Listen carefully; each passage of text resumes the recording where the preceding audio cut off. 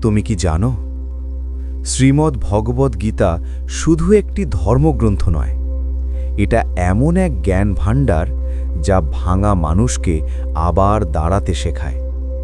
যখন মন হারিয়ে যায়, যখন নিজের মানুষও পাশে থাকে না, যখন হাজার চেষ্টা করেও জীবনে শান্তি আসে না, তখন গীতার কয়েকটি শ্লোকই বদলে দিতে পারে পুরো জীবন।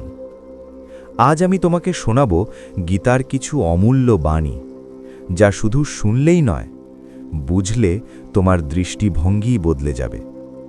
আর শেষের শিক্ষা, সেটা শুনলে হয়তো আজ রাতেই তুমি নতুন করে শুরু করবে। শুরু করি এমন এক সত্য দিয়ে, যা মানুষ সারা জীবন বুঝতে পারে না। কর্মণ্যেবধিকারস্তে মা ফলেষু কদাচন। অর্থাৎ তোমার অধিকার শুধু কর্মে, ফলে নয়। আমরা সবাই ফল চাই, সফলতা চাই, প্রশংসা চাই, তাৎক্ষণিক ফল চাই। কিন্তু গীতা বলে, ফলের পেছনে দৌড়ালে উদ্বেগ বাড়বে, কর্মে মন দিলে ফল নিজেই আসবে। ধরো একজন কৃষক বীজ বুনল, সে প্রতিদিন মাটি খুঁড়ে দেখে না গাছ বেরোলো কিনা, সে শুধু যত্ন করে, আর একদিন ফসল আসে। তোমার জীবনও ঠিক তেমন। কিন্তু এখানেই সবচেয়ে বড় সমস্যা। মানুষের শত্রু বাইরের কেউ নয়, নিজের মন। উদ্ধরেত আত্মনাত্মনং, অর্থাৎ নিজেকেই নিজেকে উঠাতে হবে। কেউ এসে তোমার জীবন বদলাবে না, কেউ এসে তোমার ব্যর্থতা মুছে দেবে না। অনেক সময় তুমি নিজেই নিজেকে হারাও, যখন বলো, আমি পারব না, আমার দ্বারা হবে না, আমার ভাগ্য খারাপ। এই কথাগুলোই তোমার শিকল। যে মানুষ নিজের মন জয় করেছে, সে অর্ধেক যুদ্ধ জিতে গেছে। এবার শুনো এমন এক সত্য, যা শুনলে মৃত্যু নিয়েও ভয় কমে যায়। ন জায়তে ম্রিয়তে বা কদাচিৎ। অর্থাৎ আত্মার জন্ম নেই, মৃত্যু নেই। শরীর বদলায়, সময় বদলায়, পরিস্থিতি বদলায়, কিন্তু আসল তুমি অমর। যেমন মানুষ পুরানো পোশাক ফেলে নতুন পোশাক পরে, ঠিক তেমন আত্মা পুরানো দেহ ছেড়ে নতুন পথ ধরে। তাই ক্ষতি, বিচ্ছেদ, ব্যর্থতা এসব শেষ নয়, এগুলো শুধু নতুন অধ্যায়ের শুরু।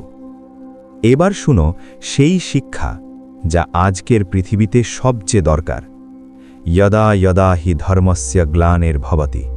অর্থাৎ যখনই অন্যায় বাড়ে, তখনই ন্যায় ফিরে আসে। মানে কি জানো? যখন জীবনে অন্ধকার বাড়ে, তখন আলো কাছে আসে। আজ যদি তুমি কষ্টে থাকো, হয়তো পরিবর্তন খুব কাছেই। তুমি হয়তো ভাবছো, কেন এত সমস্যা আমার জীবনেই? কারণ শক্ত মানুষ তৈরি হয় আগুনে, আর সাধারণ মানুষ ভেঙে পড়ে ঝড়ে। গীতা শেখায়, কষ্ট শাস্তি নয়, প্রস্তুতি। এবার সবচেয়ে দরকারি শিক্ষা। রাগ মানুষকে আগে নিজেকেই পোড়ায়। রাগে সিদ্ধান্ত নিলে ক্ষতি নিশ্চিত। তাই মনে রেখো, যখন রাগ হবে চুপ থাকো, যখন দুঃখ হবে সিদ্ধান্ত নিও না, যখন খুব খুশি হবে প্রতিশ্রুতি দিও না। এই তিনটি নিয়ম মানলে জীবন বদলে যাবে। আর একটি গভীর সত্য, আজ যা তোমার আছে, কাল সেটা অন্য কারো হতে পারে। ধন, সৌন্দর্য, সম্পর্ক, ক্ষমতা সবই সময়ের অতিথি। তাই অহংকার নয়, কৃতজ্ঞতা শেখো। এখন শুরুতে বলা প্রশ্নের উত্তর দিই। গীতা কেন আজও এত শক্তিশালী?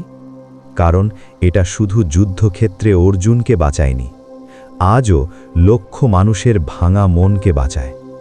যখন তুমি হারিয়ে যাও, গীতা পথ দেখায়। যখন তুমি কাঁদো, গীতা সাহস দেয়। যখন তুমি একা পড়ে যাও, গীতা বলে উঠে দাঁড়াও।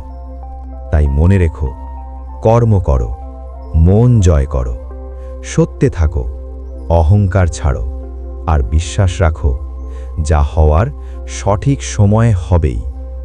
যদি তুমি চাও, আমি গীতার আরও 25টি শক্তিশালী বাণী নিয়ে পরের ভিডিও বানাবো। ভিডিওটা ভালো লাগলে লাইক করো, আর কমেন্টে লিখো জয় শ্রীকৃষ্ণ।